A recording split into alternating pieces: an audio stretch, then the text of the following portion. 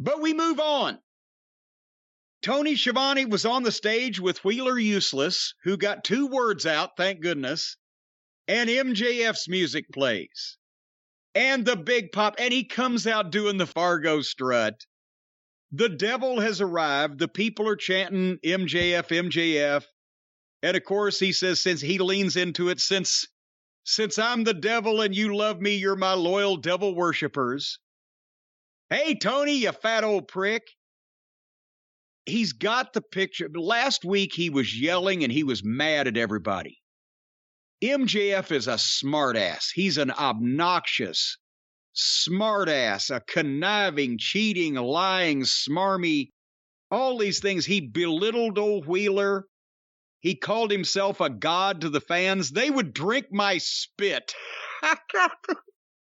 And every man in this building would let me sleep with their wife, but I won't because I have standards. And he was on. He was in control of the whole thing. And old Useless tried as hard as he could to engage verbally. And apparently he was mentioning MJF's engagement. He just got engaged. It was on social media. And he tried to tie that into the promo. And he basically turned the fucking people against him. Yuta did, because he's not good enough to do that. He's not a good enough public speaker or promo maker or whatever the fuck to do that. But then finally, thankfully, MJF took back over and saved the whole thing. And he knocked Danielson and knocked Moxley and knocked Regal. Said, hey, maybe he can teach you how to pop pills. And Yuta slaps him. And then MJF headbutts Yuta and shoves Tony down. Tony tried to take a bump. My God. I know Tony's a year or 2 older than me, but Jesus, I could still go down. I just wouldn't be able to get back up fast. But Tony couldn't go down. He had to stop and bend over and put his hand down so he could get down to one knee. Anyway, while that happened, then Yuta got back on MJF, and here comes the 7-foot Greg Allman, W. Morrissey, and pulls Yuta off, and then MJF nailed Yuta with the diamond ring and laid him out. But this should have been in a baseball stadium instead of a tennis stadium, because MJF hit one out of the park. That was a home run. That was, and it's New York. They're going to like him anyway, and he went ahead and went with it. He's a smart ass to everybody. And the point is, whether you like him or you hate him, nobody's ambivalent. And every time he goes out there, whether it's verbally or in the ring sparingly, you don't see him wrestle much, but you get gold out of it in some fashion. It's worth watching.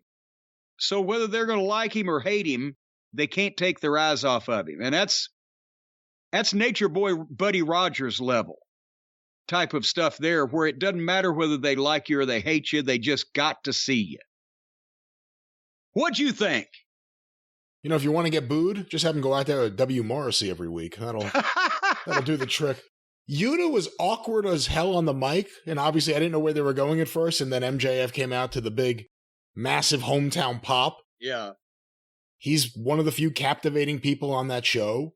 He always delivers on the mic. I don't know what Yuta was trying to say to him that wouldn't make him seem like just a dick, but it made you sympathetic. It made him seem like a dick. Yeah, it made you sympathetic for MJF and his poor fiance. I mean, it was great. Beat up Schiavone. I loved it. Yeah, but they got to be careful with that, because that's a money angle if you haven't done it. Now they've done it. Attack an announcer. Yeah, that's what I was going to say. Attacking the announcer. They only did it, once to Gordon Soley in Georgia, right? He wasn't even attacked. He was snatched. Yeah. And Roddy Piper switched babyface to come to his rescue. And Lance Russell, the only time I can ever think of Lance being physically touched was that time with the Dream Machine, when he came out and he was supposed to come and... That's amazing. He was supposed to come and snatch, Lance by the lapel and yell at him, but when he was coming so fast, and the TV desk was on a raised platform and it was right behind Lance, so when Lance got shoved slightly backwards, his feet tripped on that platform and he went down, and my God, you could almost hear the sound of guns cocking in the studio. Nobody had ever physically manhandled Lance, and Jarrett got hot. And everybody got hot in the back, and Dream's like, he tripped. I didn't mean it. Anyway. That is one of my favorite things ever because it comes right after they play Alley-Oop. Yes.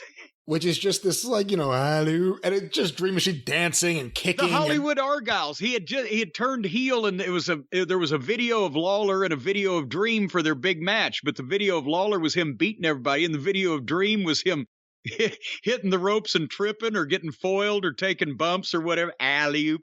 There's a man in the funny papers we all know. Alley-oop. The Hollywood Argyles. That's right, written by Kim Fowley. But they come back to the studio, and Lance is just kind of laughing, and Dream Machine comes running in there, and he throws him down. But while they all come out there to get Dream Machine, even Jimmy Hart's like trying to get him off Lance, he grabs the mic. And I've heard wrestlers say, I'm going to kill you, and you kind of don't believe him. You believe him. He's like, Lala, I'm going to kill you! You totally believe he's going to do this to me.